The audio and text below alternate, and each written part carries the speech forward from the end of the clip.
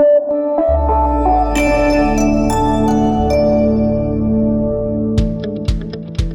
name is Lars-Erik Larsson and I'm the CEO of Acapela Group.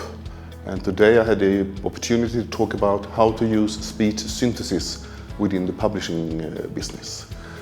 We did that by showing some examples and then transform that to something usable for publishers. The next big thing within speech synthesis is that to make the voices even more natural, to get emotions into the voices, meaning that you can say I'm happy, I'm sad, meaning that you get closer to a human voice. Well, in order to make it understandable for the publishers who don't work in my field, I show the use of many different voices. And the comparison is that if you look at fonts, there is not one font, there is endless number of fonts, and consequently you need endless number of voices to provide a value for the user.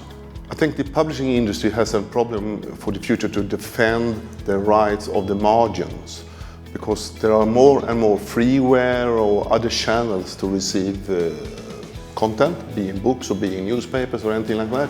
And in order to keep that position that I have today, they need to make a wider offer, meaning more choices for the reader. I want to have an exclusive book with the best possible voice. I want to have a cheap book. I want to have something immediate. And you need to combine that with the voices together with the book.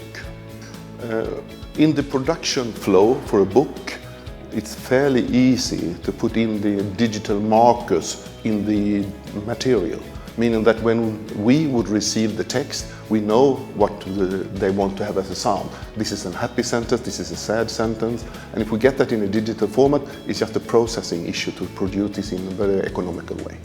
I think the publishing industry is very aware of the problems as well. I mean, we should not believe that they are unaware. I mean, the day of today is a proof of that they are aware of an issue and they need to address the issue. And what has been the past history of the way of producing books will not last for the future. So they have to adopt to a new way and a new business model. And I think they will. Well, I'm very fortunate to be invited to make this kind of presentation that I did today, because I reach the people that are really bound for my message. And I think that from Schilling's point of view, they preserve their value as a supplier by bringing in new thoughts and new ideas instead of sitting and saying, well, this is what we've done in the past and this is what we'll do for the future. So I think it's very valuable. I'm positively surprised by the professional way this project has been set up.